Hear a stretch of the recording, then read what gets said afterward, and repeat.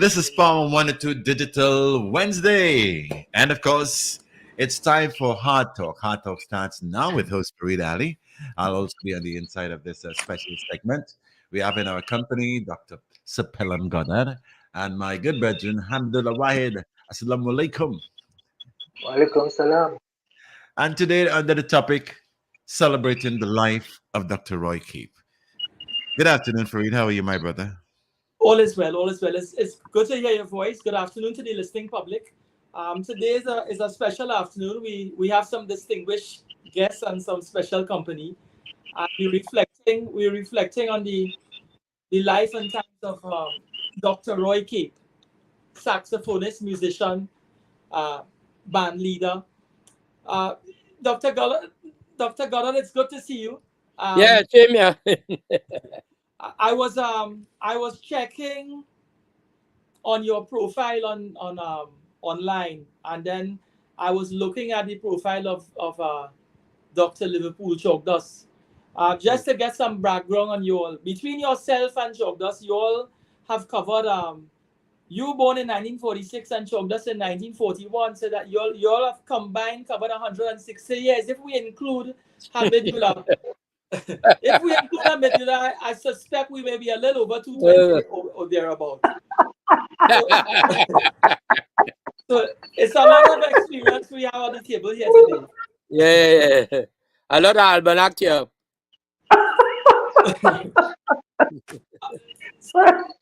So tell us something. We're waiting for Chogdas to join us.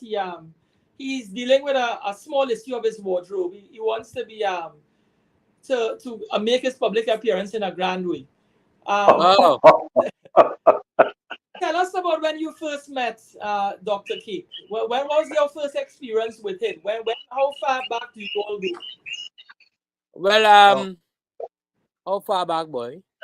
I think in the tent, in the Calypso tent, when he used to play it, and even before that, you know, when we was playing with Minchel, those years when he played with Minchel, Roy Cabe used to come on the truck every Carnival Tuesday and play with us. Every Carnival Tuesday, you must find the truck, come with the sax, and he play right through the session until we stop.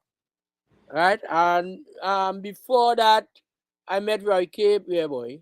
I think at one time he used to play in Hilton in the Labocan with Felix Roach. He played and in the studio too. Plenty time in the studio. At Coral, then Coral at the time, at K Studio, right? We were be recording down there with Calitunians. And when the hornmen come in, Roy Cabe might be part of it. You know? He playing alto sax and you know, he part of the brass circle. Then I remember when I did Super Blue Pum Pum, right? That is quite in 1990 or somewhere there. We carry Roy Cape horns to play the brass. I wrote everything in the studio with that song. And then we went by Eddie Grant and put on a lot of tracks with brass by Eddie Grant with Roy Cape brass side. But before that, I think Roy used to lime in St. James, wrong by Tripoli Panyard, with Tello Molino and these guys, Junior Coffee and those guys. You will know about those guys, but those are old pan men. Used to line, we hang with them in those days. Right back in the 60s. So if we're taking this thing back to the 60s, that only something like the other day, that's 60 Yeah, well, years I did. Well, according to Roy, he started to play in 58. So by 62, the first time I saw Roy Cape too is playing with Philly, yes. Oh, he was on the other show on TV named Philly Show used to have that show. He and Tobas playing drums and Roy Cape was there and playing, but he playing long time, you know. I had to go back. He started playing in the 58, and I remember my brother used to buy all Clarence Coburn records and come and dance thing. That is about 62, 63. That is Roy Cape and Benji playing saxophone with Clarence Curvan. You know. Dr. Liverpool, good afternoon. It's good to see you. Good afternoon, good afternoon, good Good afternoon. afternoon. Good afternoon, good afternoon, fella. Blessings. Yeah, man. good afternoon. It's nice to see you, man. Yeah, man. Same here. Dr. Liverpool, I was now saying to Dr. Goddard that when I look at your profile and his profile, you all have covered 160 plus years of experience at the table here. So if we add in Hamidullah, well, we perhaps closer to 220.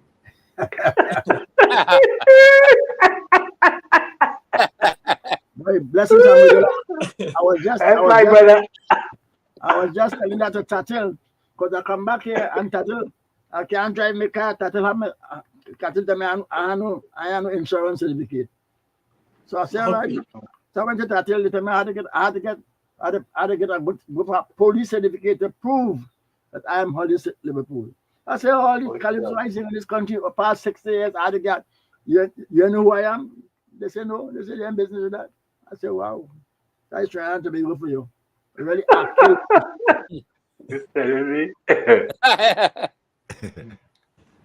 So tell us something, Dr. Liverpool. When did you first, if you reflect in your mind's eye, when did you first meet Roy Keep? Well, I first met Roy Keep very late in my Calypso life because we opened Spectacular.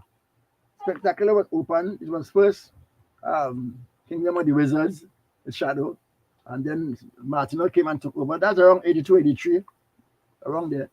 And and Roy Keep waltzed into Spectacular and became the band leader.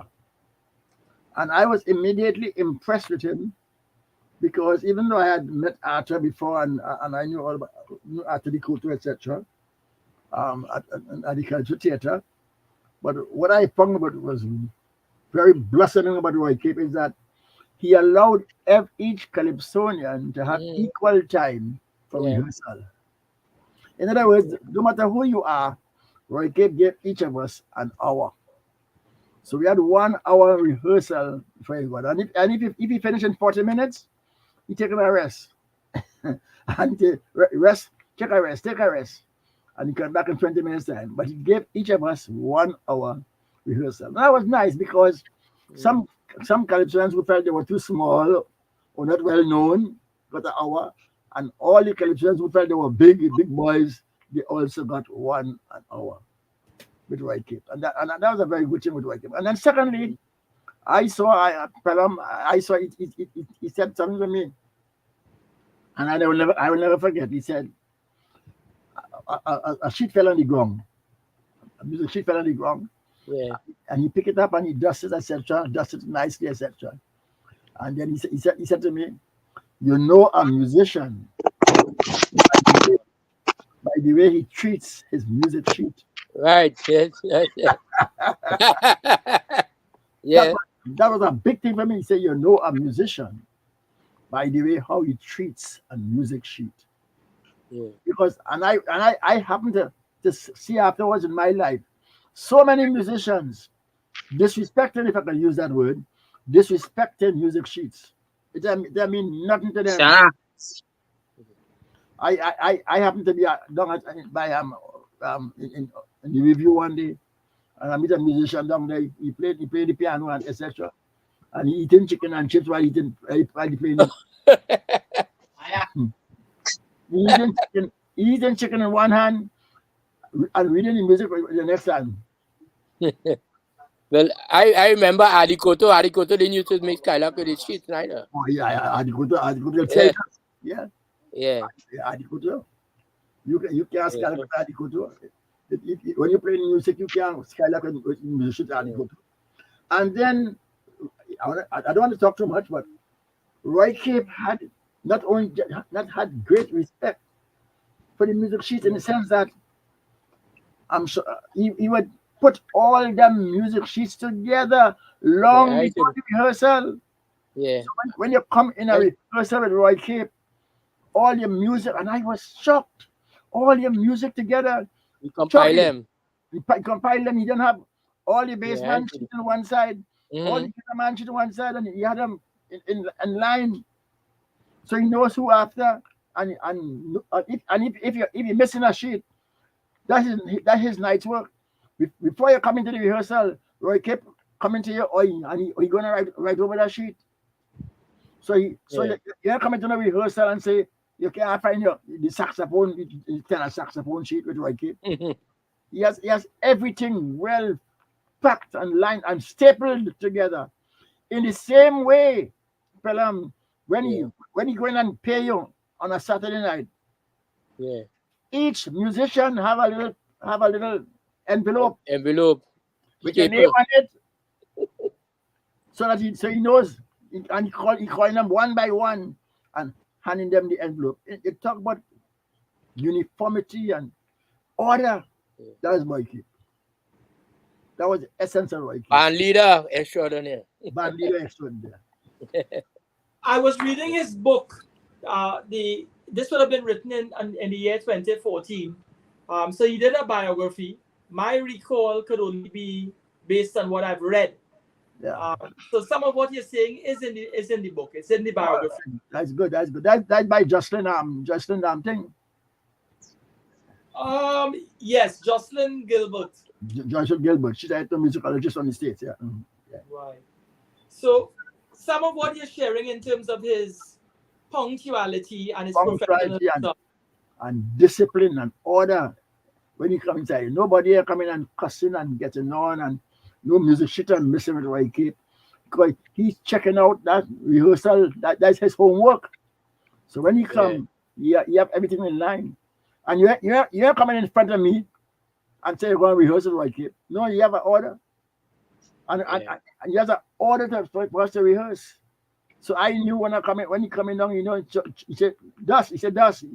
You turn. I said, right. And I could line both sides. And I turned. And he ain't putting nobody in front of me. Because he has one chalky third, this one funny fourth, that one fifth, and so on. That's where I came. Rehearsal. Order and discipline. That's where I came.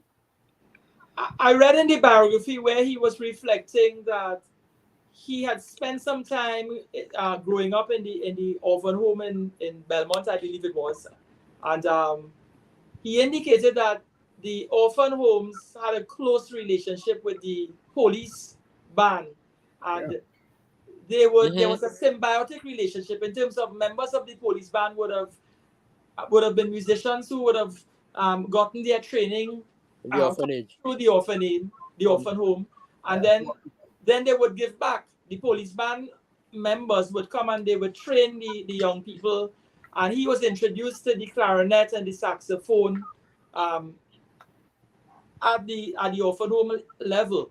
I would imagine from what I've read that a lot of the discipline would have been instilled in him from senior people, senior musicians who took their craft and their trade seriously, and they imparted that sort of discipline in him. He mentioned Frankie Francis would have been another byproduct of the orphan home, and he mentioned that apart from Belmont, there was the Takariba orphan home and all that produced other musicians. Yeah. So all that discipline would have come from training from a very young age.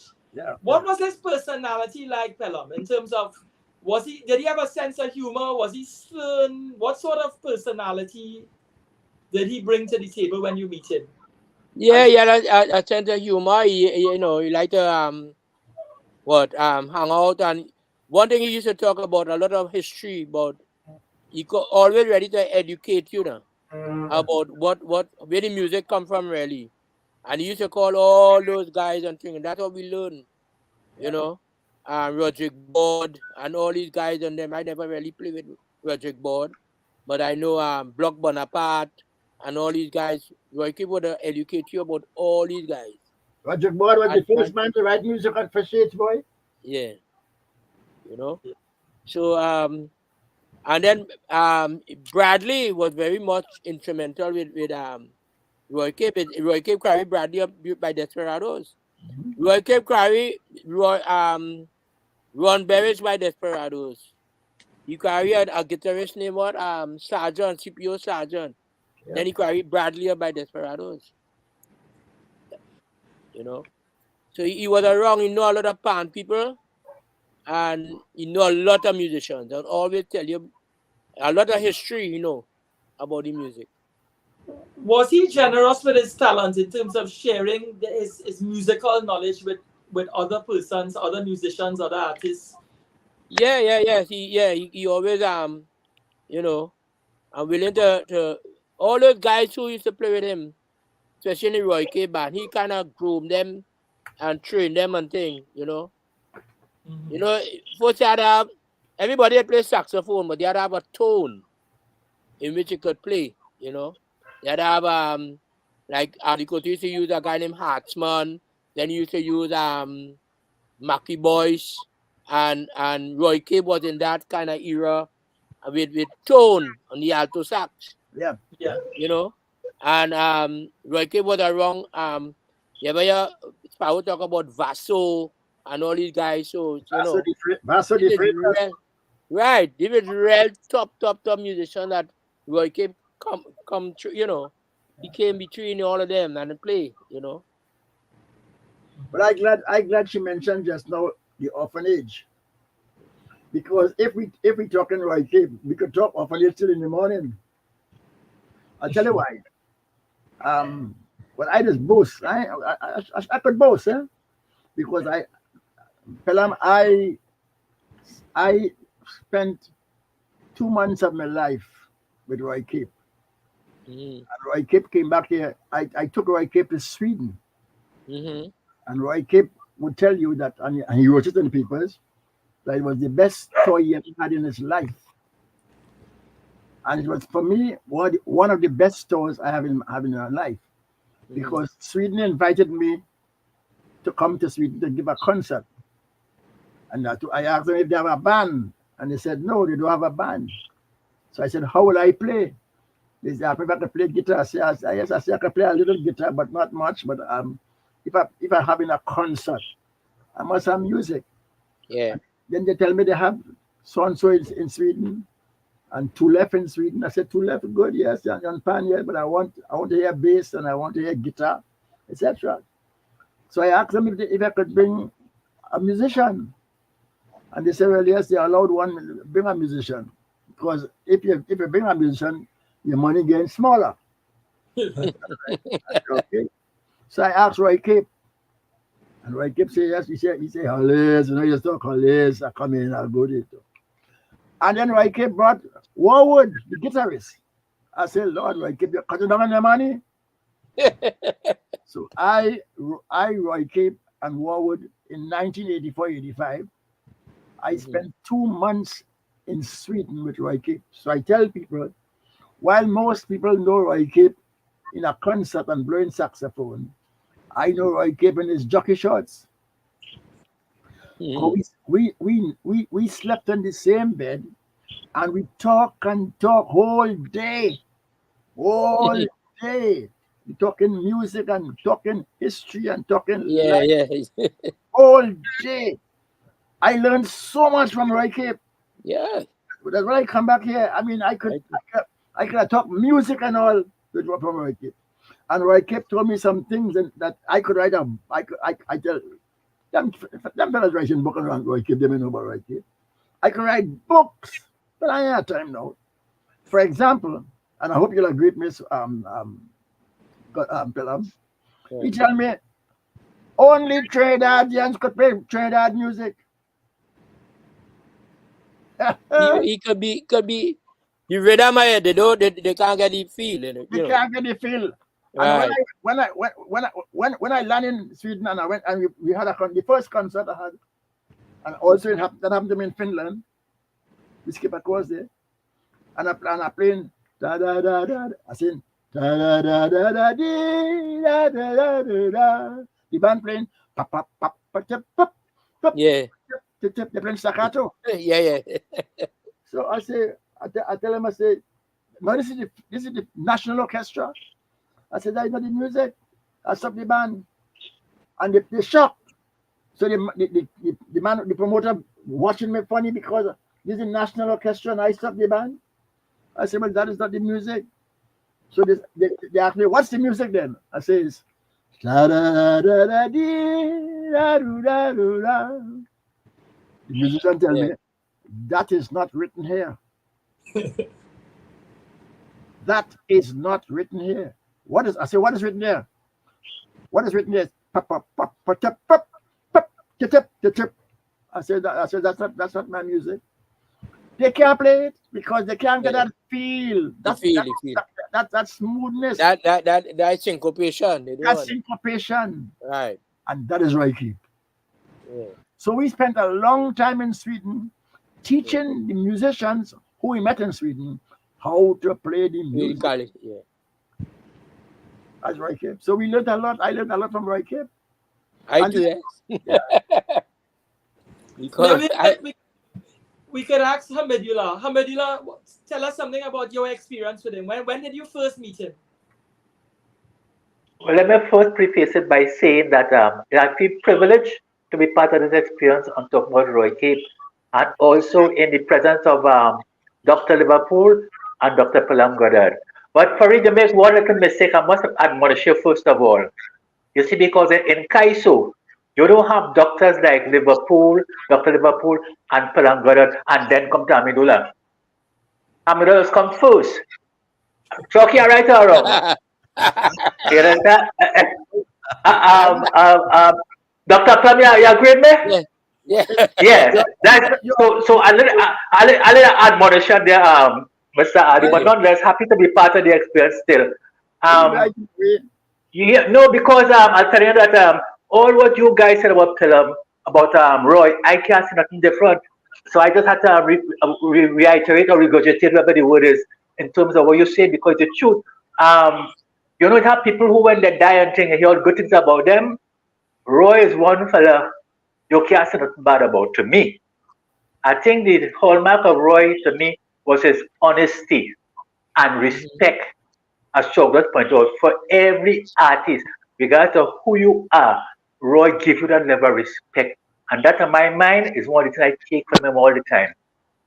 I met Roy around, Dennis Wilkinson happens to be my uncle. She would have realized that he and Roy would have been comrades in the same situation. So I would have seen Roy from a distance. But when I get into spectacular, which is about in the 90s, I think is what I spent, 92, 93, somewhere around there. And the thing about it is that I made spectacular cast because of Roy Cape. I'll tell you why I say that.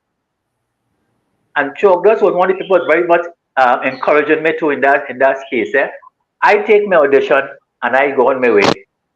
Spectacular and pick me. But when I come the night to support my friend Ebony, that Friday night when he turned opening, Ebony said, Frank, crowd want to see you. I say, see me? Oh, I was very managed and thing. I think I sing my song, you know what my die is that I done with that. I ain't going to beg nobody because I pride myself to feel that whenever I'm on any stage, I'm going to be there merit. I ain't going to pull no jacket. So when he said to Frank, crowd want to see you. I said, crowd want to see me? I don't sing. I know crowd want to see me. He said, yes. And when Claude come now, Claude said to me, "Am you sign anyway?" I said, "No, I ain't sign nowhere." He said, "I'll come tomorrow, that is Saturday now, and we go sign." I'll let me fast track it a bit. The thing about that is that I singing my song and I'm going down, and Choki was a bit there trying to encourage me, give me pointers all the time. I don't even remember that. Yeah. I reached the season finished, and I'm in Brooklyn now, and I'm walking down a place called Utica. In the back of Utica have a studio inside there where Stalin was doing come with it. One of them there was studio right, I can't remember them right now, right around there was studio. And I walk on the pavement and my uncle Dennis appeared from nowhere and asked me, "Where are you doing here?" I said, "Well, you know, I'm in town." He said, "Come and go with me." And when I walk in with him, Roy Cape was carrying on Stalin music. Come with it, come with it. And as I break the door and Roy see me, Roy stopped the band. Now, anybody who knows Stalin, with Stalin as chairman with the music, stopped the band and looked at me and say, Hammy boy, Leroy." I started to wonder what I do. He said, "Leroy is the man who makes you sing spectacular. Because when you fail the audition, Leroy get hold of me and ask me, did they play Hamidullah?" He said, he tell him no. He said, "Go and tell them I said they play Hamidullah." And Roy Cape dutifully, as Stalin friend, went and tell Claude and them, and so I end up in the cast. And I just making a point to show that the extent and my gratitude to these two brothers in particular, Roy Cape and Stalin. So they have a song called One Sticker Matches, that the song anyway, and be welcome. But the thing about it is that Roy could have been dismissive. He didn't dismiss me. And when I came to audition, I couldn't complain. Every night, every time, he would make sure I get a proper rehearsal, so that when I hit the stage, I was well ready for the audience. That in my mind was tremendous on the part of Roy Cape. I hope I didn't say too much. No, not at all. It's good to hear. When was the last time you saw him? I know that he would have been not so well in the last few weeks, but when last did you see him? Well, the last time I saw him was about 2 or 3 months ago. In fact, I did also a concert with him. I think it was Stalin's 79th birthday. He was instrumental in putting me on that program. And this recent program they have coming here right now with Echoes of Stalin, his wife sent to me to get to go to Juice Man and to take Stalin music, the scores, because Juice Man is now the director of the band. So to get it to Juice Man. So I'm going to Juice Man now at a part in front of where Roy Cape was living. I didn't really stop because Juice Man said to me he's not in best condition right now. He have a lot of challenges and he don't feel we should stop. And I just looked at him from in the yard and that was about it. That's about 2 or 3 months ago. Okay. Well, from listening to the three of you all so far, it seems like he got along really well with everyone. I mean, the impressions that you all have with him are favorable ones in terms of his persona. I used to call Roy Cape every 18th of April. That's his birthday. Every year, that date, I just call Roy Cape. Because that day is Kitchener, Roy Cape, Carl Jacob, Tony Walter, all them birthdays. Errol Lynch. So I call him on that day. And I keep calling because he had some little challenges and so on. His wife was telling me, okay, but but Roy is something else, man. He was special. He was a special. Yeah. Very, very special. And something like Chocolate was talking about. The people can't play our music outside. Our talent we have here, God-given talent we have here, the calypso and the pan, check it out. It comes from the root. You understand? There's the root. Nobody have no degree in no music, Or no, people had to go in America, you had to go to a university to learn music and then make a record. We didn't make records and compose and arrange music. Well, let me add one. Let me add one now. As you're saying that, Pella, let me add one to you. I hope you'll agree with me also. And Roy Thomas in Sweden, it's only when you come and play music in the Calypso tent, then you could read music. Right. Put that in your pipe and smoke. I remember when I went in Thomas the first time with Adi Koto. Yeah, with that, man. He said, you could read chords good? I said, yeah, man. Chords, yes. And I went for the week and learned. You know how much music I learned in that 1 week with Adi Koto? Yeah. Calypso tent. Yeah, the tent. And you see, you're playing, in reading music, you're playing everybody arrangement. You might get Ron Berry's arrangement, Bradley arrangement, And then I asked him, one day I trying to, I learned middle music to my on the side. And I put two little notes together and I say, Roy, what is this? Padapap, or padapap? He said, always. We don't read that music, though. I said, I mean, what is this? Is it padadap or padatap? He said, always. I said, how you read it then? He said, we just watch it and know it. Yeah, after that you watch it and know it. He said, when we watch the music, because they play so much of it. Played so much of it. Right, so it come easy. That's how they just read it. So only when you come in Calypso tent, right, then you can learn to play read music. If I could come in and say one other thing about Roy here that I pick up, is that as a Calypsonian, you're very wary about this band who didn't know your music and you rehearse with them. Once to me is Roy Cape you could close eye and walk on stage, you're confident that that music will correctly position whenever you open your mouth. Yeah? Yeah. I thought I had to say that. Yeah. We had good musicians too, you know. Yeah. Everybody have to have good musicians around. Good musicians. You know. Because I was privileged to play with Fitzroy Coleman on the side of me. Yeah. Fitzroy Coleman come back from England, have a rating in guitar. And they said, I'm going to play on the side of Fitzroy Coleman. And Adi Koto playing bass. You know? And people like Block Bonaparte and the Fosto went on that tour. The Fosto was a good reader and writer too. Very good. A very good one, boy. Yeah. Very good. The Foster was more musician than Calypsonian. Yeah. I will say that. More musician than Calypsonian. Maybe we can hear from Cardinal. Cardinal, good afternoon. Good to see you. Good afternoon, my lady. Good afternoon to you, wonderful gentlemen out there. It's nice to be here to share some quality time with you all. You know, words are not eloquent enough to describe Papi Roy Cape. This man, he was good, exceptionally good, and yet he was always humble.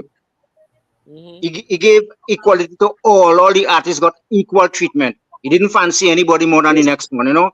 And he would remain, it would take perhaps a million years for us to get another one like Uncle Roy. He was really good, really good.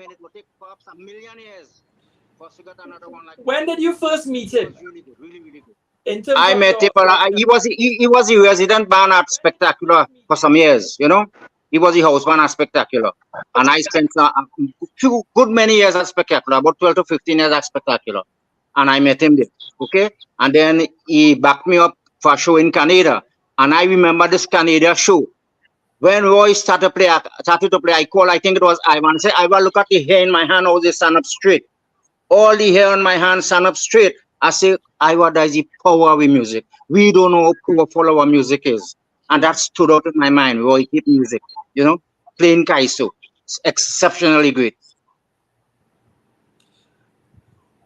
In your observation, how did he manage to keep the band together for so many years and get the musicians to gel? He was a born leader. Roy Cape was born to lead. That's what I'm telling you. It will take at least a million years to get another one like Uncle Roy. He was born to lead. He kept everybody together. Everybody was together with Roy. Okay? He didn't fancy anyone more than the next one. Everybody got equal treatment. And I think that is what kept them so very close. You know, when you talk with local artists, performers, Calypsonians, even steel band people, they always fall out. Eh? You hear people, there's a split, somebody ain't talking to this one.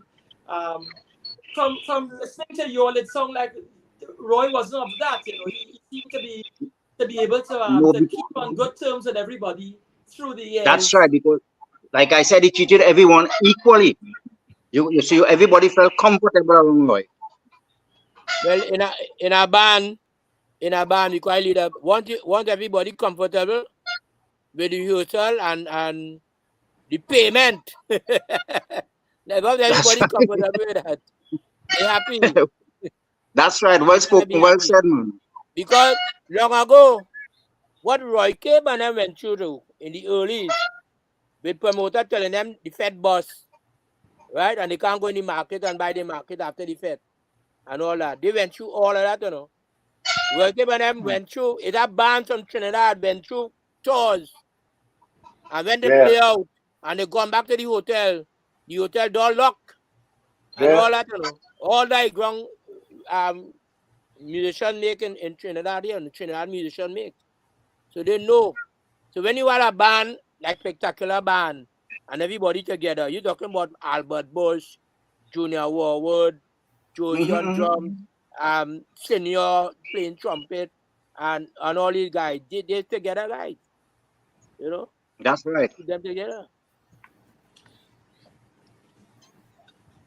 Dr. Liverpool, in your view, and you're seasoned in the business, what do you think Trinidad and Tobago as a nation, as a country, could do to honor persons like Roy Cape, who've contributed in so many ways and add real value and currency to our culture.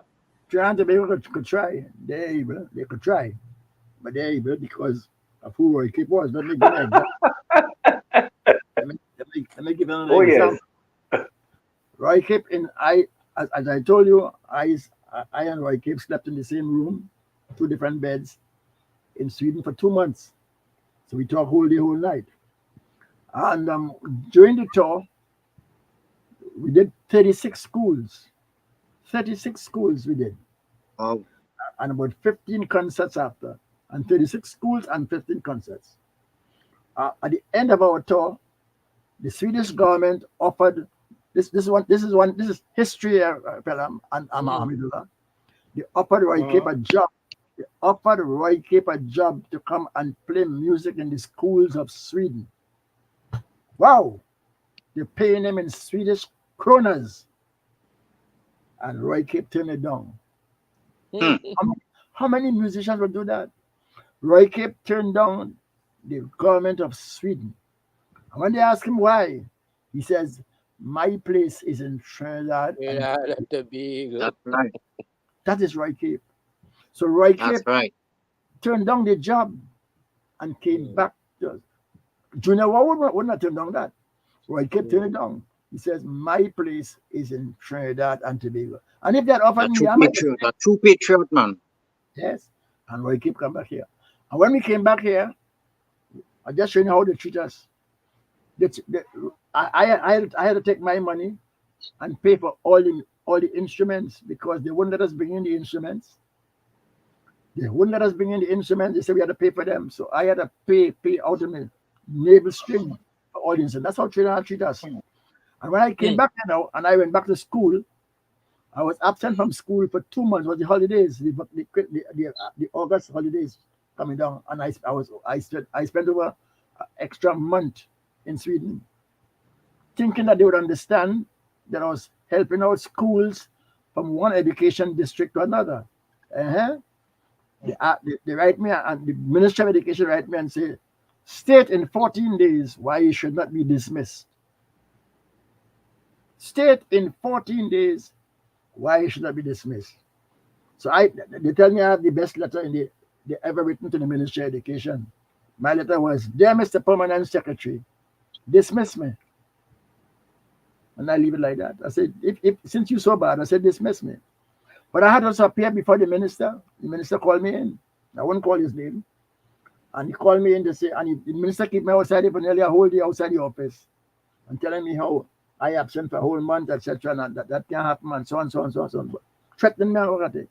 But I had to bend backwards after them and bow to them because they tell me I leave the job and went away and to make money.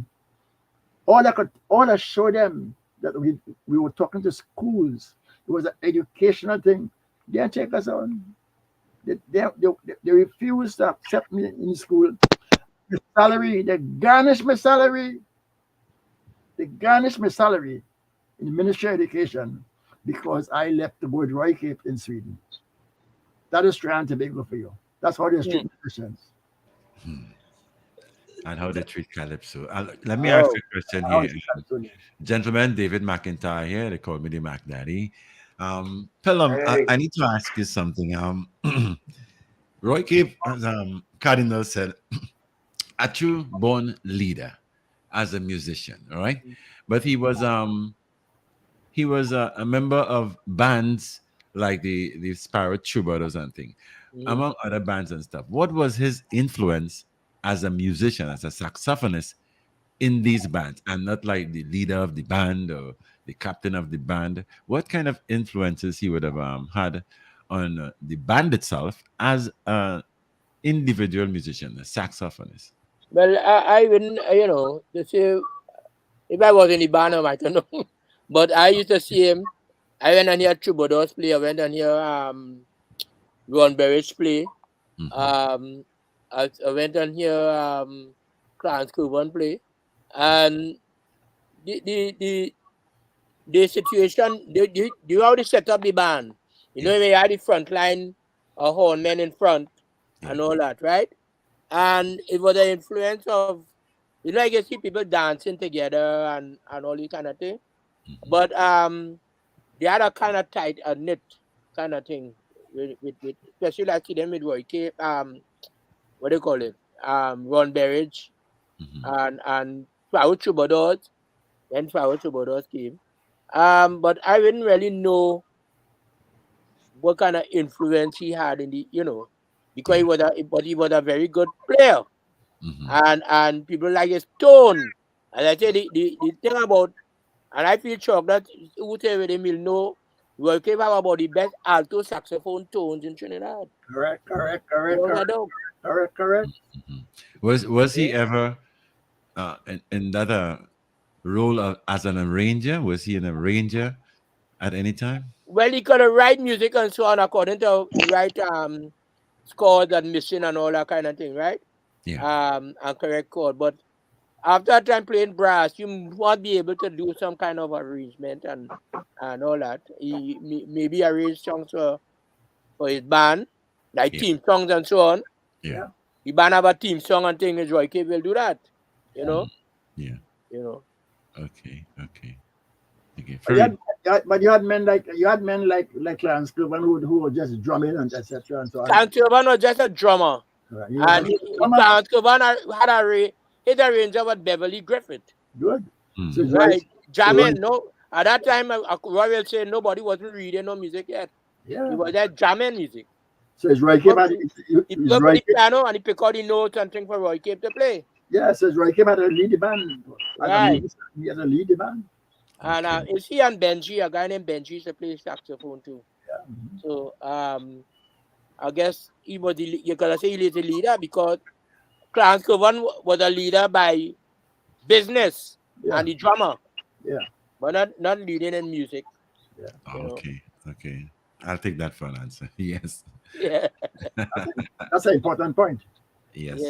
Yeah. Baghdadi, good evening. How you going, Hamid? Oh yeah, let me just come in here to take back a question that was put on the table before with respect to how we should honor Roy Cape. My own opinion that Roy Cape should be given a scholarship in his name or something like that. Something about at the level where Mr. Liverpool working right now, university, we should have a scholarship in Roy Cape's name. That's what I wanted to make sure that will escape us. Because I know too that he in his last years of existence he was teaching young people to play music. Yeah. Can any one of you expand on that? I think a matter of fact he wanted me to be part of it, but I was away and thing, I had to be outside and all that. But he had went to the government and he get some assistance with instruments and so on. Yeah. And he opened up, I think it was Digger Martin, somewhere in Diamondville area or something there. Yeah. And he had he was teaching young people to blow. Yeah. And he did at a time. A matter of fact, he involved me a time with the Ministry of Culture. We did a summer class, like we had it some in a Todas Yard, and then we had it in, I think it had in Grandy, and Roy Cave organized that. Roy Cave did organize that. But summer school for musicians. Yeah. And the ministry, it was a good idea. Yes, but it went for 2 years and after it stopped. Well, yeah, I guess because of the condition of his health. But I think what Hamidullah is saying there, that's why I asked that question, so we can tie in the two. Now, of late, they talk about monuments and statues and all of that. And I think, like Roy Cape, we should construct and put up a monumental marker in his memory, for his memory, and to help the young people to see, people who will be, not so, young, maybe young children could understand that this is Roy Cape, the way we have like Brian Lara and the Mighty Sparrow and the Lord Kitchener. I think we should encourage the. That's a good idea. That might be a good idea. But nowadays we are putting things They might put, if they want to put him on the coat of arms, that might make a problem. I would go that Nowadays, we can't talk too much about Putin. No, Pelham, you're right, you know. You're right. And that's why I said a scholarship in his name. Rather than a statue or monument of that kind of scholarship in his name. Well, I was on the board of UTT at the time, and we were trying to give Roy Keep a doctorate. And you will just hear that, and you will beat us to it. Yeah. And so you will give him that doctorate. We were just about to give Roy Keep that doctorate at UTT, and you will beat us to it. So all of them rush fast and give Roy a doctorate. Yeah. Which he was very glad to have, because after all these years, richly deserving. Yeah. You see, in the art form, with as far as musicians and so on, and we're talking about locally, all over the world with musicians and so on. They reach up, they're very great, yes. Maybe Quincy Jones or whatever. But when they die, they don't really. It's forgotten, like people just forget, like Miles Davis, this one, all them great musicians that passed. Then I remember a street named Miles Davis Street. But here in South, I think they put a Leroy Kelly Street. Yes. If it's one thing in San Fernando and Point Fortin, we show more love for the art form. Bobby Mohammed Street, I think. Yes. Yeah. I don't know if that will, all that would help. Yeah. But I would like to see a monument, especially on the Brown Lara promenade of Dr. Leroy and Dr. Roy Keep. I think maybe we can replace Columbus with Roy Keep.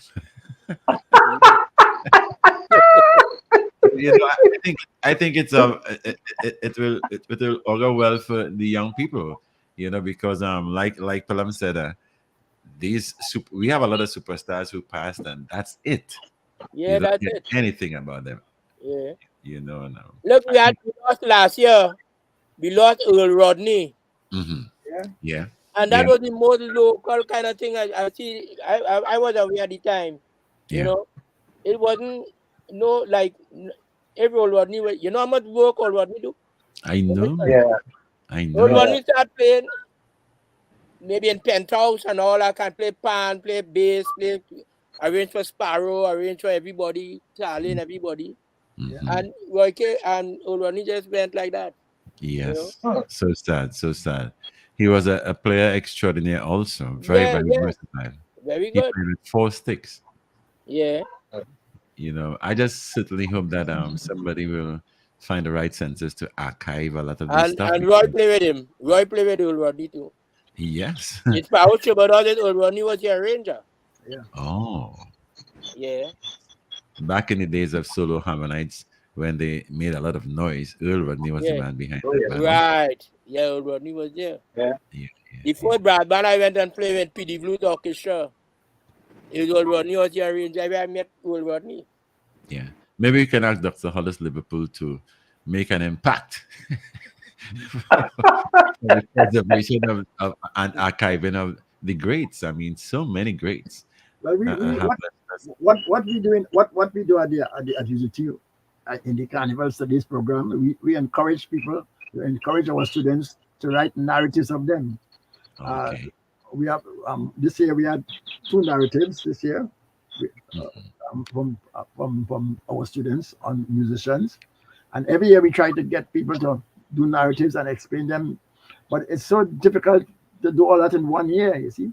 But we tried our best, and then some of the students, they don't know, and they don't know about these our great musicians like Barry Jones in England and all, Hugh Bord, who went all travels all through the States, etc. I'm trying to get people right on Hugh Bord right now. Hugh Bord has went from the top of all states. Tripoli. And he spent 48 years. 48 years as a band leader. And nobody knows about him.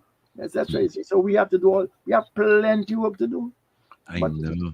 Plenty work to do. Roy Capers, Chalk, we have plenty work to do. Most musicians have died and nobody knows them. So many musicians have died. Yeah. And we don't know them. We don't know their contribution. Well, I too mandated myself to do what I call we music and we culture, and I spent millions of hours Yeah, trying to educate people about the greats, the yeah, music, and all of that. But things change, and yeah, that was even taken away from me also. But yeah, you know, with the loss of the Roy Capes yeah, and people of his ilk, yeah, we now see what that loss has done to the art form of calypso. yeah, I am very much in a kind of situation where I'm confused as to what we are hearing now as calypso, especially where the musical accompaniment is concerned, correct, and, correct. and the type of stories that are being told now. We hear more lamentation and Yeah, what I call calypso songs. yeah. So the Yeah. work that Roy Capon did, And how it's many that. when you come to one name, somebody else, some the other party want another name, and some want an Indian, Yeah, trouble, trouble, Silent trouble. all kind of things. trouble. You see, Yeah. You and know, what could happen next year? Tuko should do something for the carnival for Roy Cape. Like yeah, honor the whole The what is entire it? Oh carnival. yes, that's a good idea. That's a You good know what I mean? idea. Mhm. Roy Cape. Yeah, yeah. You Yeah. know. I could Well, run with then, that. I could borrow that, Dr. Pelham. Yeah, good borrow. Dr. Pelham, I could borrow that. I could run with that. I send that to Tuku. Yeah, Yeah, yeah, yeah. yeah. Tuko should yes, of honor him that course, way. and by You know. Yeah, extension, yeah, yeah, extension yeah, NCC. Yeah. yeah. We should always do that, The and I color, think we should, yeah, the color. in Point Fortin, where we call it the cultural capital of Trinidad and Tobago, you'll see big murals with the greats that came out of Point Fortin's Super Blue, you know, Mm-hmm. Duke, they have murals of them, and I think that should be, a main part of the expose of our cultural icons across the country, especially in the capital, where and we the have cruise and the line. grades and the grades that came that came from our orphanages. That's right. That's right. Yeah. If That's we right. start Oh So yes, talking, many. oh yes. Yeah. if we start talking orphanage grades, you have a place to put them. I know. I Yeah. know. Oh yes, oh yes. Yeah. Most of the big most of the musicians, And Roy K would you tell you know, that, the orphanage saved him. He was Hmm. going to be a bandit. Hmm. yeah. Says the orphanage saved him. Hmm. Yeah, he Oh was. yes. Yeah. In fact, he was a bandit already. Yeah. He was Huh. on Charlotte Street. Yeah, he sleep on a truck in Charles for Yeah. 2 years. For 2 years. Hmm. 2 years sleep on that truck. Uh, Yeah. When they hold him, Kobe and them from the police station, put one cutlass on him, and he said, Hmm. yeah. I tell you. Now, Pelham, could you shed some light on the works that he did with the Roy Cape Kaiso All Stars? Um, It was like an institution because a lot the, of the soca artists Kaito came out of. All Stars was the backup band for Spectacular, right? Okay, So he okay, was backing up. But when he yeah, left the tent, hmm, he started playing all inclusive parties and so on. okay, So he had people like Destra sing with him, yeah, Kurt Allen sang with him, yeah. Ola Tunji sang with him, Derek Seals, Derek Seal sang with him, yeah, Gavin and Marvin sing yes, with him, moving to yes, the right, moving to the left. yeah, yeah, And he had a good run. yeah, He had a blacks. good run in the parties. hmm, And he was in demand. You know what? When they had Miss Universe here, did you ever hear when they had Miss Universe in Trinidad? yeah, There was a team song to be done, right? hmm, And they were doing it up in, he had a studio up in Bonjo, up by Davy Rentham, right? yeah, And he sent Junior Telfer to call me to tell me I had to come and really produce the team song for them. Because Juice Man, he tell me Juice Man too lazy. Right? And I went and did it, hmm, I went and did it. And Sparrow had a big show down in Pier 2. I think we're on Pier 2. Where he did DVDs and CDs and all that kind of thing. And it's on YouTube and all that now showing hmm, Sparrow show. Right? And he he didn't use Juice Man. He called me and said, Okay. and he called Sunshine from New York, play bass. I Mhm. played the piano, and the drummer was Niles from New York. And Big D, Dennis Wilkinson came and played. So Power bring 3 people, and Roy K played me to play the keyboard. And that show was done in Pier 2, I think. Yeah, Okay. in Sparrow. Yes. You Yes. know. So he always want that kind of, he live up to a standard then. You understand? Yeah. He live up to a standard because that Sparrow show was plenty music. Sparrow do 4 different segments of that show, like social commentary, roadmap type things, this and that, slave, all kind of thing we do. Yes. So you had plenty music on the, to play. Hmm. Yeah. Dr. Very. Liverpool, the latest CSO report is that our population is about 1.3 million in Trinidad and Tobago. Between the ages of 18 and 30, we have 600,000 persons. So that's young people.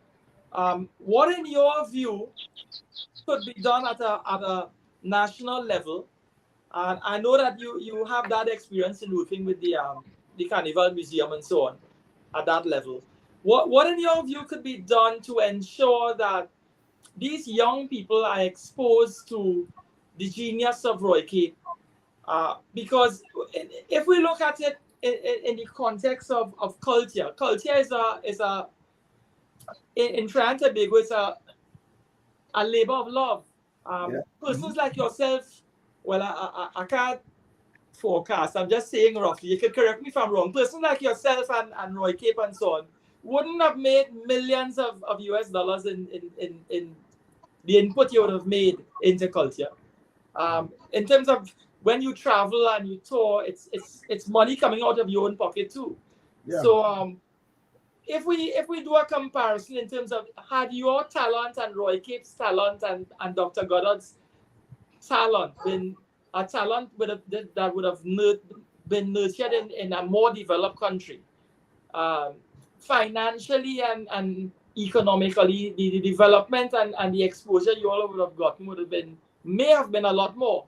Could you elaborate on what are some of the limitations we have here? What do you think could be done to ensure that all this ability and all this talent redound to you all and like persons like Roy Cape? Because one would expect that the kind of riches that Roy Cape ought to have made, his great grandchildren ought to have been fixed for life. Yeah. Well, let me begin by saying that if the Calypso was born, if the United States had given birth to the Calypso, all of us would have been multimillionaires. All of us would have been, Pelham Goddard would be a multimillionaire. Because England also, those countries that understand the Calypso, they understand the power of the Calypso. When you go to New York and you see 2 million people jumping up in the streets, and you go to England and you see 2.5 million jumping up in the streets, you won't know what's happening and who is Lord Kitchener. How many persons could do that?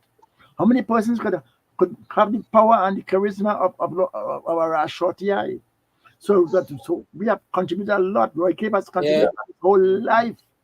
But people don't, but the governments in Trinidad and Tobago don't put the thing together. For example, all the schools should be learning music education should be in all schools. If Roy Cape changed from a bandit to a musician, you know what could happen if you had 4 orphanages, if you have 4 people doing 4 school institutions having music programs, you know what could happen to this country. So that these are what the government has to be doing, not just the Calypso show, but making sure the young people in Trinidad understand music and play music and compose music, etc., and compose calypsos. So today, people can't compose. Very few people could compose calypsos again. Hamidullah and them might be the last, because so many stupidities they're singing, so much, and they're singing calypsos without any measurement. Yeah, we talk. In other words, you have one line with 10 bars, and next line with 6 bars, one line with 3 bars. And that's the difference between the calypso and the soca, because the soca there are no measurement at all. But if you have to have calypso, you have to have measurement. We learned measurement by apprentice when we're going to calypso then, but it can be taught, and we have to teach this calypsonians that. Teachers composing calypso to children now, but they aren't teaching them the rudiments of the calypso, so the children can't compose because the teachers don't know it. They know about cadences and things. They know, and we have to teach that. If we don't do it, we're going to lose it. We're going to lose it if we don't do it. So we have to. The governments have to take a bigger interest and understand the art form of calypso. For example, the calypso has reached all parts of the world. Calypso has been people millionaires outside of Trinidad and Tobago. We have to start doing that. We have to start showing. I didn't know if it's true, but I used to hear that Jamaica government put a lot of money into the music under the reggae. Yes. Yeah.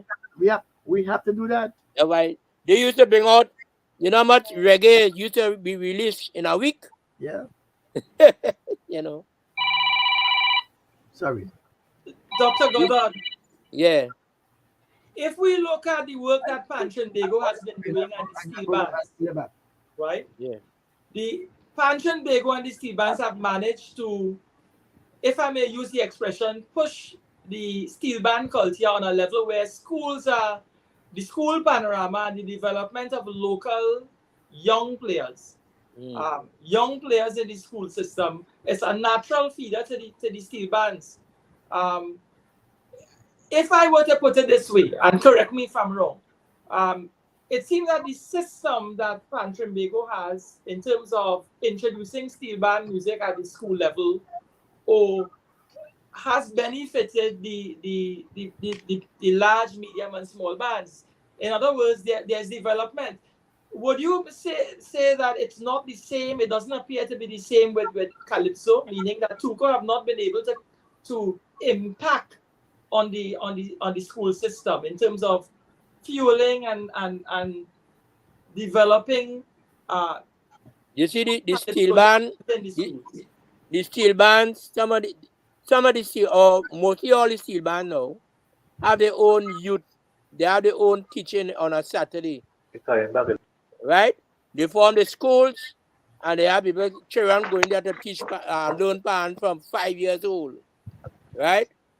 To the level where they want to be them in the big band or whatever, or junior band. Right? Yeah. In Tuco, it ain't nobody going to Tuco to learn no calypso on a Saturday. Yeah. If you buy a pan yard on a Saturday, if you go buy Exodus on a Saturday, you only see a lot of children in blue jersey. Them is students come to learn pan, and they learning music too, you know. Mm-hmm. And then Panchenbego now will say, all right, so we have 3 categories for Panorama. We have the primary level, we have the under 21 level, and we have the secondary level or whatever, you know. So they make 3 levels into that, and they will source good panists, and it have a lot of good people. Yeah. You know, very talented little children and then playing pan. But for Tuco plays close up on a Saturday. Who the teaching the teaching calypso? Yeah, and that's not their focus, you see. Yeah. Their focus is to be part of the side of the NCC to run calypso king competition. That's all.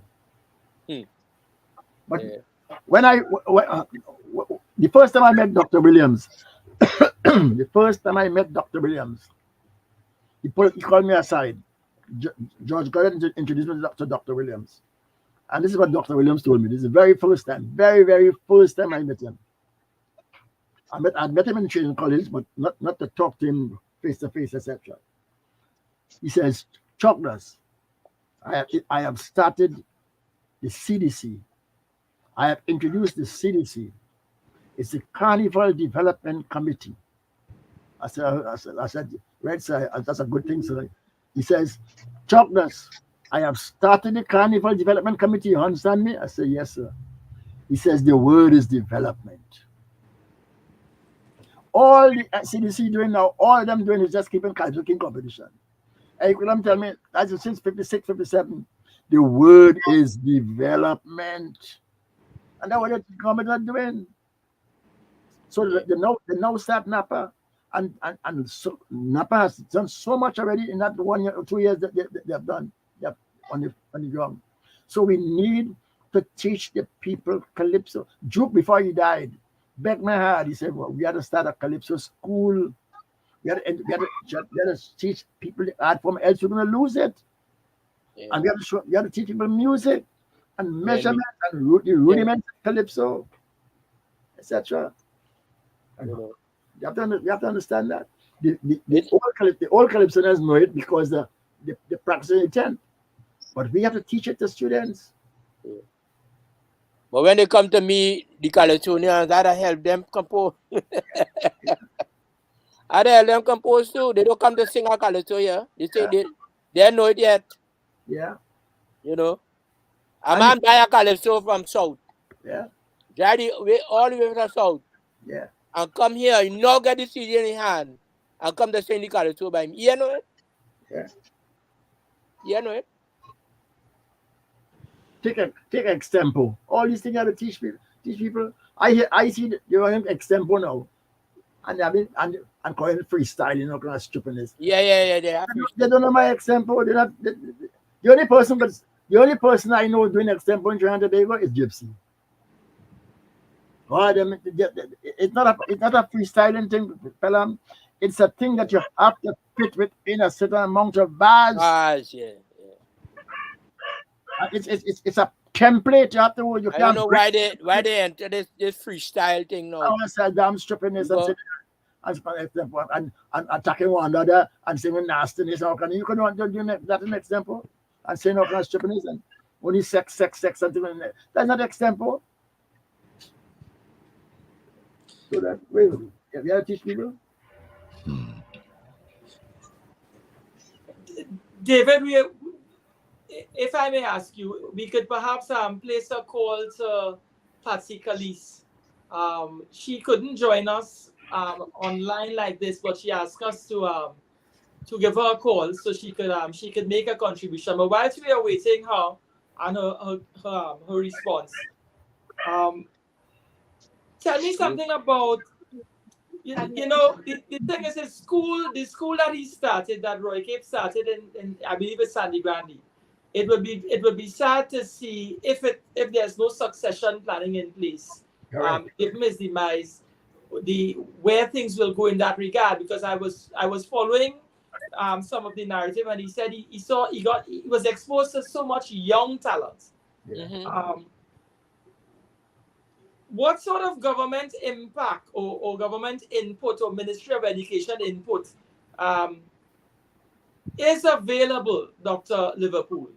That let's say the ministry adopts the school in some way or invests in some way in the school to ensure that there's some sort of sustainability moving forward.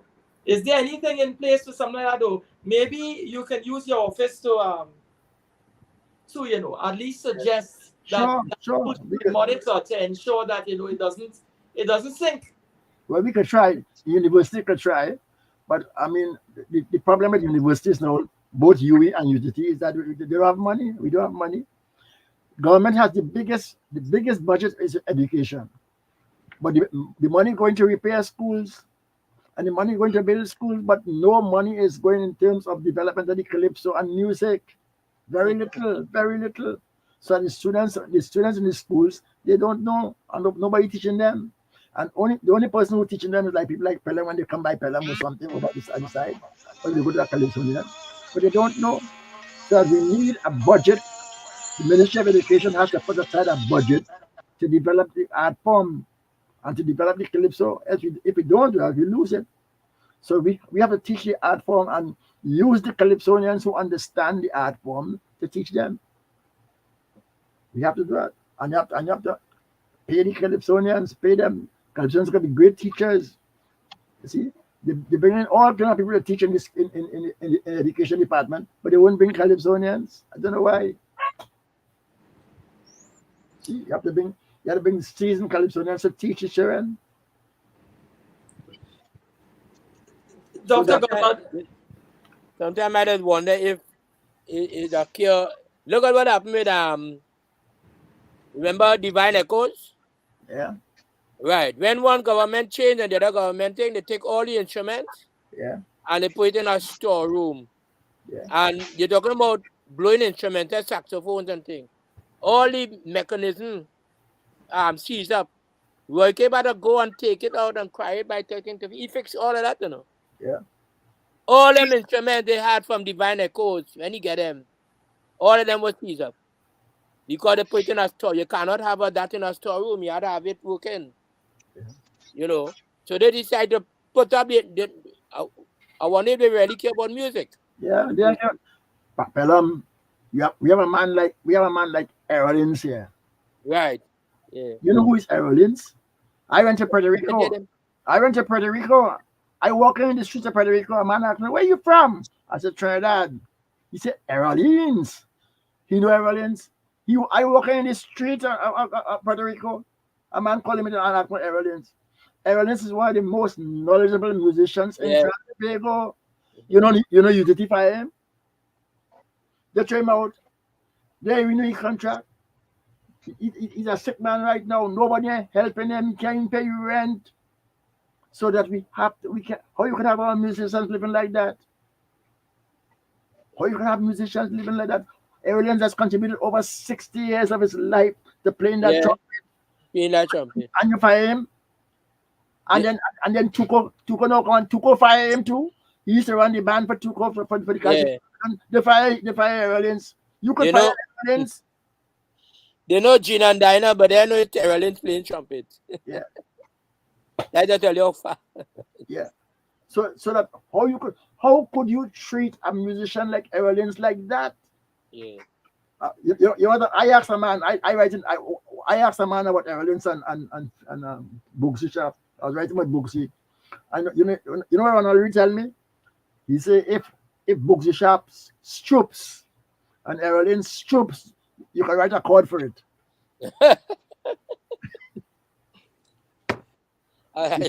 He said there are stoops and music and all. Gentlemen, let me interject. I have the High Priest of Soca, Super Blue, the Honorable Austin Lyons on the line. Good afternoon, Dr. Lyons. I have to say, Dr. Lyons, the amount of road march you've won and your longevity, that doctorate is probably overdue. Yes. It is. Super. Good evening. Yes. Good afternoon. It's good to hear your voice. Share with us your experience with Roy K. Yeah. Whilst we were awaiting a connection, you know, a young guy. I didn't know that we'd have Super Blue here this evening, but a very young guy painted a picture for Super Blue. It was a real dynamic portrait. Yeah, I don't know what's happening with the line here with him, but I want to congratulate the young guy for painting such a portrait of Super Blue. You know, I think that's a real it's a yes. Hello. Yes. Yeah, that's right. This is it. It is. Yeah, this is it. We're hearing the voice of Daniela. Daniela is Super Blue's wife. So she's connecting him. Daniela, what's the situation?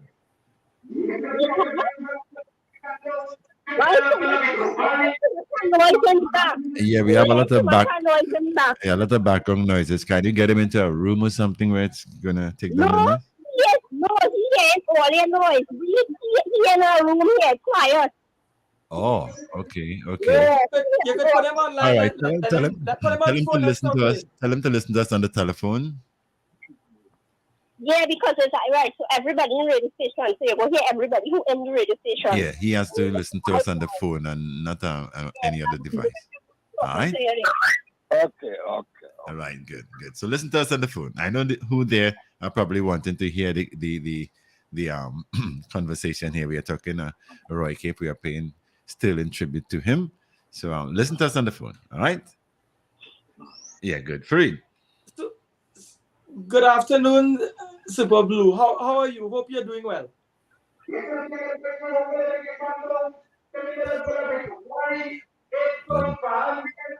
Super, are you there? Yes, I'm here. Yeah, Okay, yeah, yeah. great. We're hearing some background there. I guess you're competing with some noise in the background. But tell us something. Tell us, when did you meet Super Blue? When did you meet Roy Cape?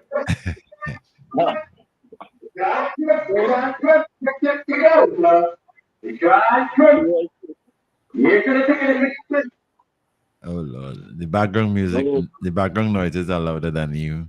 Yeah. Yeah, boy. Well, Roy Cape, I met Roy Cape when I come from 1980.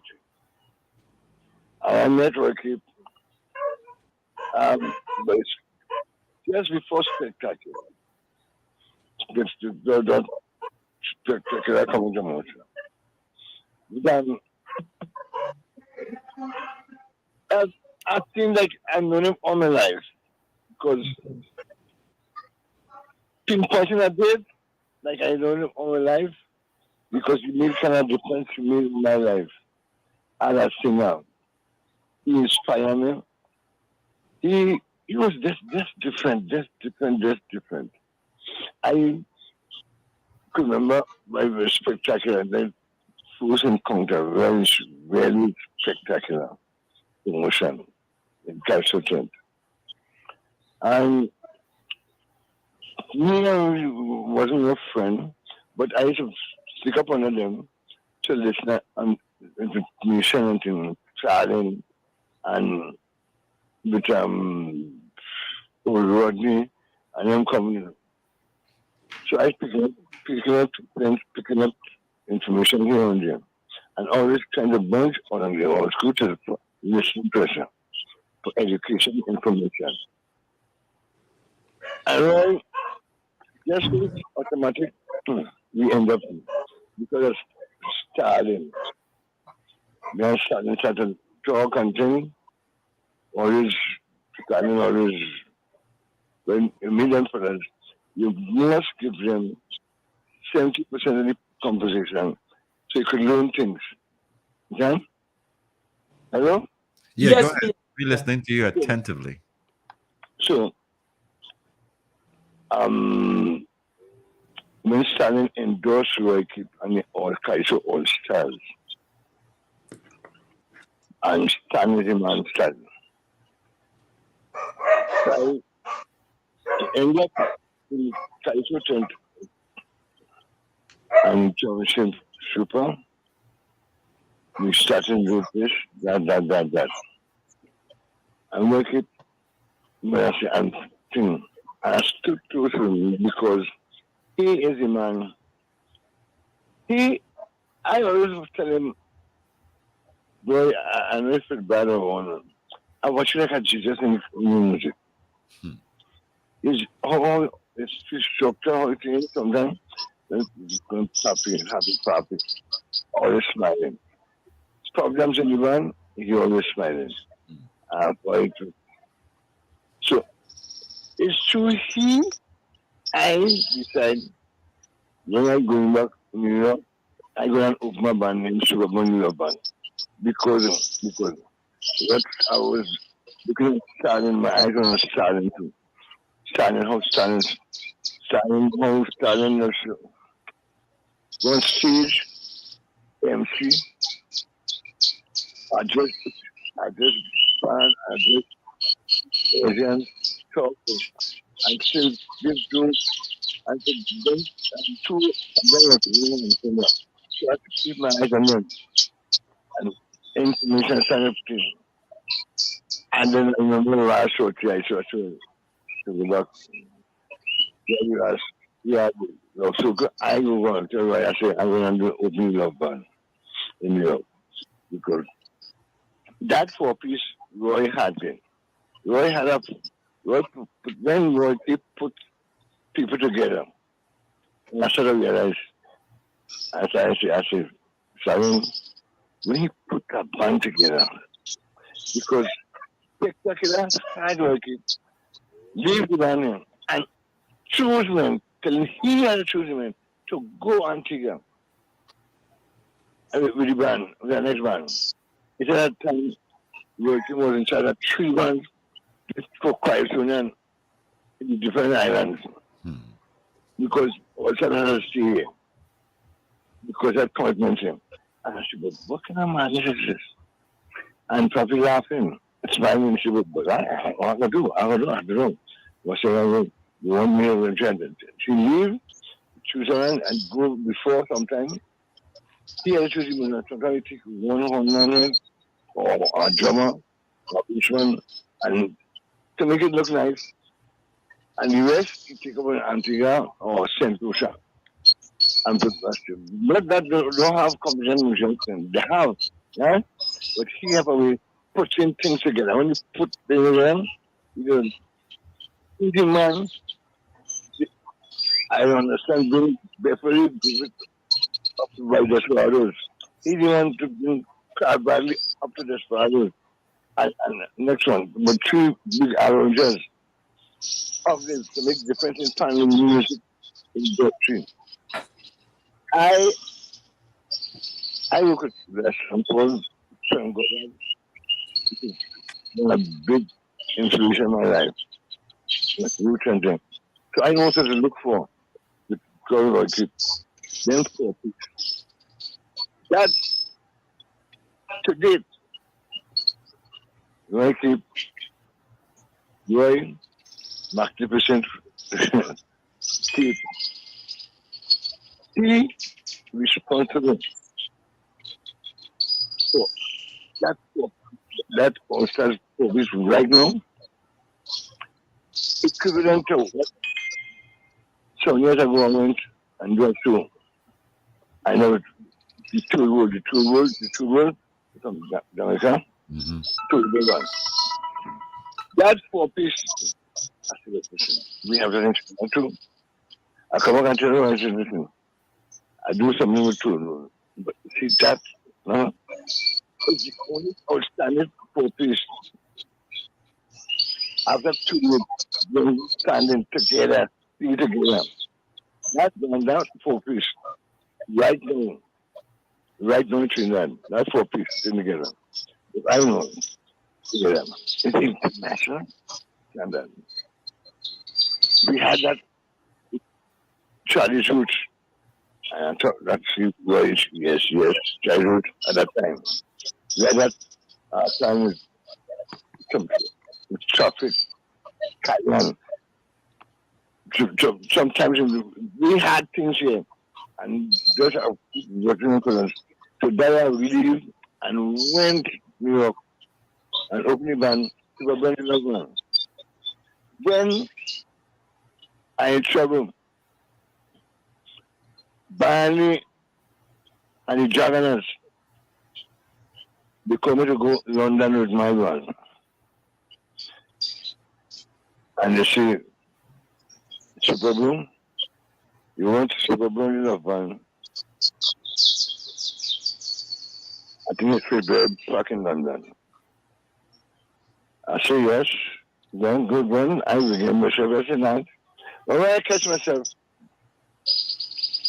the coming back to the earth is Barney and the Juggernaut as well as the band. I say, full up. Barney and the Juggernaut. I had to go on I tell them, the contract done somebody. I said, wait. You see contract signed everything.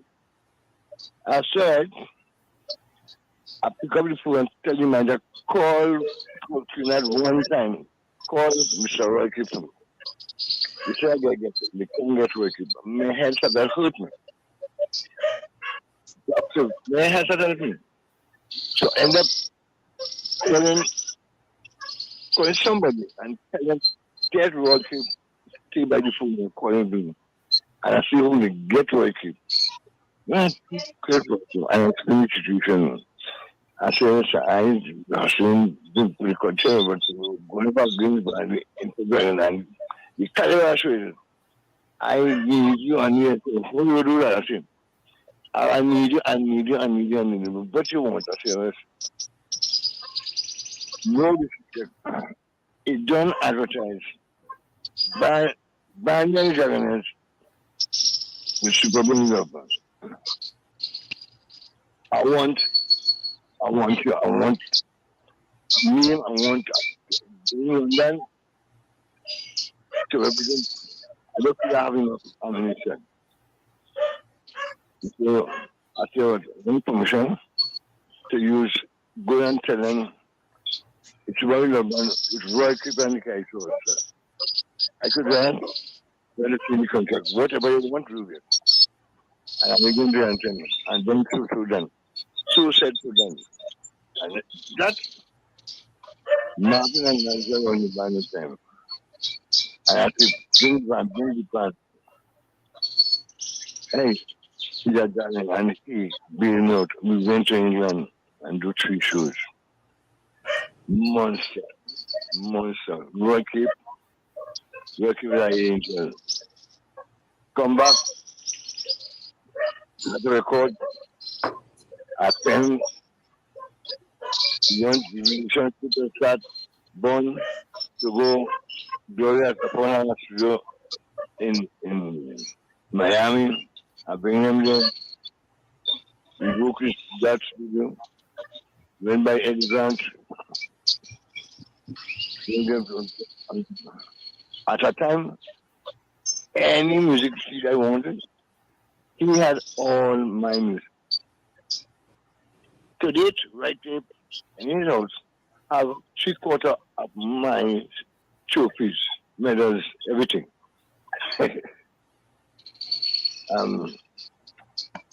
What I chose was, I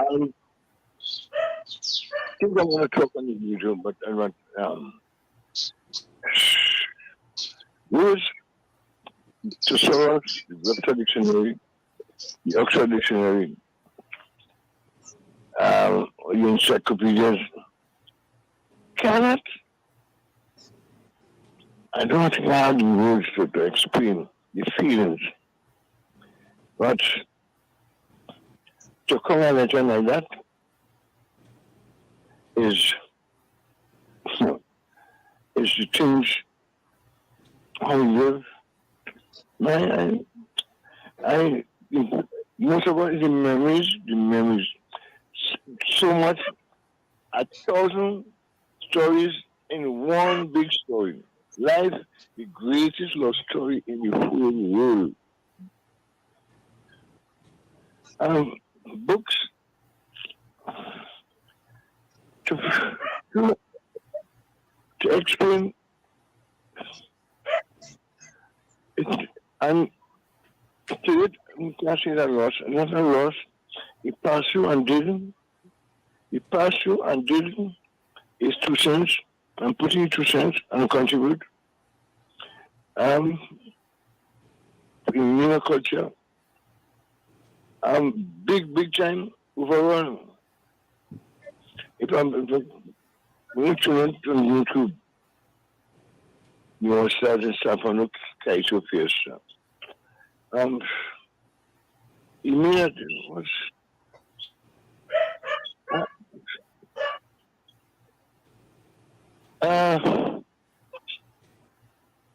yes, Stalin, they keep the memories is so overwhelming that I'm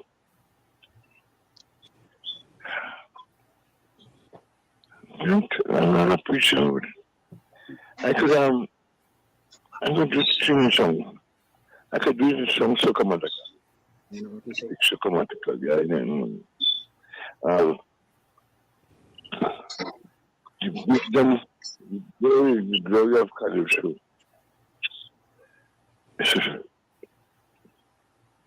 Okay, the spirit of the dove still flies. You could see it. You could see it. To date, he was still teaching students and call me and talk to me and went on the phone. I told me talk sometimes on and on and on. And though he's hurt, he has had his hurt inside. He always prayed down and putting this big front and smiling. I knew. He had his hurt, but he played his part very, very, very good. And I hope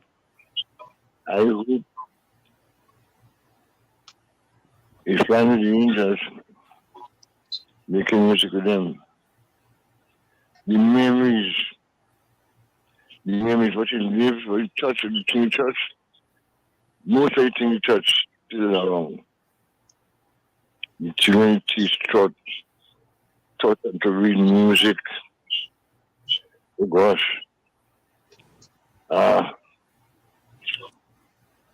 Well, thanks so much for sharing with us, Super. Your voice is always important to shows like this and programs like this. So we can tell from your tone and your delivery that it's really having an effect on you. And we appreciate the time you've taken to share some of your thoughts with us. You yourself is an icon, and we would like to invite you sometime again so we could do a show chatting with you about your work and all. I'm simply and cool. I just thankful I get the opportunity for them to talk to me and show me things I'm doing from them to them. Talk us, the sparrow, the melody. Like I just finished talking to Nelson in Apollo, and to all them in the long artists. So how nice. I come from Point Fountain. Yeah. And I went to get into that. So I'm thankful that little space I get. It's all the old, the young, the bad, the good, the Icelanders, the super artists, the chutney artists. The experience for me is unbelievable. Mm-hmm. Unbelievable. So just bouncing to the arrival, I could still do putting away 2 cents to make a difference in culture, because to inform, educate, entertain, heal, and inspire. If I come in town and make 3 people smile, I feel my children, some of them walking the road musically too. I can't beg God for more. No, just life and health. To give me a lot of witness and experience the joy of them.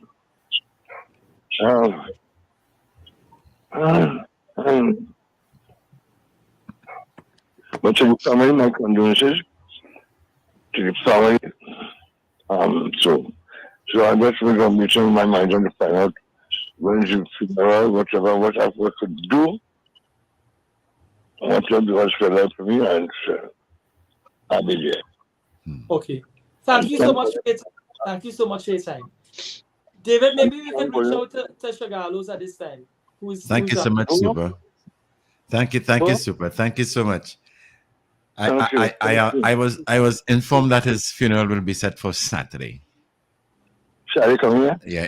If your number, if the same number is on WhatsApp, I will WhatsApp you the information. No, the funeral is Monday. Monday at Napa. Monday at Napa. Okay, Monday at Napa. Who's that voice I hear? That's the PG, but Dr. Pelham Goddard. I hear that voice. I know that voice. Like Pelham Goddard voice? Yes, Super. I was listening to you. I want to interrupt you. Mm-hmm. But Mr. Goddard, yeah. but you, Mrs. I hear I still around I see. Huh? I see you went to Polo, boy. You said the second time Yeah, because you went there already. now I went to the fourth time. Yeah. You know. That was the home of James Brown, eh? Listen, you know that cool story. I think the second time or the third time I went out Polo to run out hand. I tell them, listen, I understand this is the home, and I want. I tell them I want the the, the same dressing room what Jesus used. He says this. She got to them come back and tell them. She says, I said, what were they saying? He said, they go see what they could do. So, you know, I know what they I tell them, boys, I'm going to James Long, blessing you. James Long, blessing you. Go down to singing. So,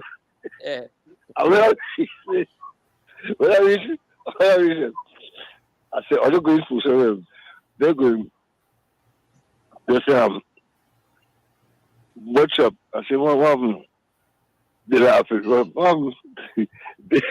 put out things, you know, the crime team? Yeah. They put out thing, what on them? I can't go upstairs. Out of bomb boy. So I said, see that. I'm vexed. But I still went. Then finally and then man. All right, super. Thank you. Yeah. Thank you. We should be hearing soon from Sugar Aloes, Mr. Michael Osuna. I had a chat with him, so we'll be reaching out to him. He couldn't tune in the manner that we're doing here now. You know, my experience is Dr. Liverpool is not many Calypsonians or some of our artists into the technology in the way that you are. Yeah. So we have to let some join us by call. Sure. Cardinal, how would you what is it in your view could be done to preserve the band? I know that it's no longer Roy Cape and the Kaiso All-Stars, it's the All-Stars. So the band would continue to live on in some way. Do you have any knowledge of whether the band is still how active the band is in terms of its work with the tents? Which band? Roy Cape's band? Yeah. Roy Cape's band is still there? No, it had there was a kind of thing about Roy Cape band. Yeah. Where Juiceman and them to take the band from him. So it caused a kind of bitter, it ended up kind of bitter. Yeah. So he wasn't doing nothing. No, he ain't played for about 10 years ago. About 10 years he ain't played now. Yeah, I know. So the band now it ain't no Roy Cape is the brass, what they call them boy? Something brass. Yeah. Well, not take the band from him, but because he was sick, etc. Mostly because he was sick, he wasn't too well, you know. Gentlemen, let me interject here. I have Michael Osuna and the Sugar Aloes on the line. Sure. Mr. Osuna, good afternoon. Thank you for joining us. Tell us about your experience with Roy Cape. When did you first meet him? Before we reaching into that, I want that I'm comforted with the thought that the absence of body is present with God. If Roy passing is concerned, the next thing that I would like to say is that there are two most important times or days in your life. One is the day you're born, and two is the day you find purpose. Roy had known his purpose. His purpose was music. He lived it. He gave everybody each share and each chance of himself. And my introduction to Roy is 82. When Spectacular Frank Matt and them had put Aloes and following Roy was presidential band. That was my experience with Roy from then on. I've never met another humble person more humble than Roy. I can't remember no day in my life, the time that I know that I ever see Roy upset or vexed with some. He gave, according to Chogas, he gave everybody space. Even if you do your rehearsal and you tell Roy, are good. He will say one more verse now. So you have it. And like he was very disciplined. Very, very disciplined. So my experience very much of a great one. From chatting with persons who work with him and persons in the industry, he opened a lot of doors for artists to give people opportunities, young and upcoming. Do you think that we have that sort of camaraderie in the industry still? That you know, people willing to give of themselves in the way Roy Keith did? No. Roy Keith was in music and the love of music. People now we have band is different time with stalwarts. Young people now who form in band, them in for dollars and cents. Because I mean they had the bills and everything else, but Roy was in it for the love of music.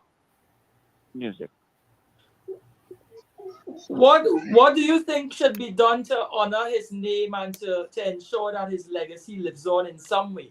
You wouldn't? Well, I would agree with the guy who said put up a month somewhere in Lara. Because even if Tuko and CC decide to celebrate his life next year, the Calypso season is just for 1 year. After that, that's the end of it. There is nothing else. You see, memories don't live like people do. So you meant to be very, very good. Mm-hmm. We've lost artists and calypsonians and musicians over the years, and you know, like everything else, we have programs like this that remember them in the moment. Sometimes we try to honor them with other programs just to chat with them. Culturally, do you think that musicians and calypsonians get the respect from the state that they deserve? No, they don't. We have radio stations here who just pass with music, create and play that people music. And the only time, listen, when you hear a radio station blast, so that person dead. That's the only time you hear Calypso. The word for the day, after just a word, after that, end of it. That person dead. You don't have to ask again if they're dead. You know they're dead. Other than that, you don't hear Roy had do a recording. Jamie, Dr. Keith or Mr. Keith, I don't even know. Yes. But you know, you seem to all the good things that he's done. But at least, like I say, he's absent, but he's present for it, and I'm sure he will be comfortable. If he meet me personally, right?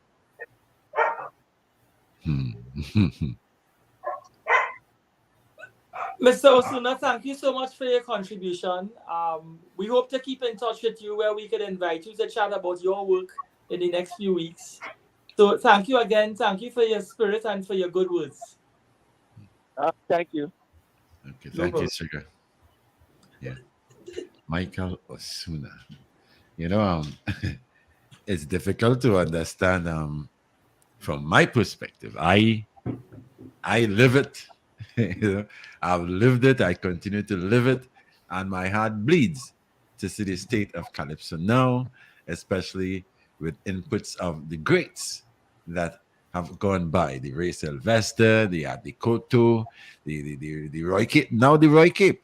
You know, and it's sad to know, Dr. Hollis Liverpool, that kind of archiving and that sort of documentation is so very slight that it bothers me in a big way. You know, I link up with the people at the Carnival Museum, anything musically cultural, you will see me there. And it bothers me so much. But I know there's not much that you can do because already, in Trinidad and Tobago, funding for things like the musical arts and the creative arts is always a problem with that. But somehow or the other, I'm hoping that by some means we can use and from the documentation and the archiving of the tremendous work that so many of these guys have given to us. Now that they've gone to the great beyond, I think by some means necessary, we should probably get it into the lifestyle of the young people. I mean, it's difficult because they might say that's old school thing. But when you look at the Americans, they don't throw away orchestration.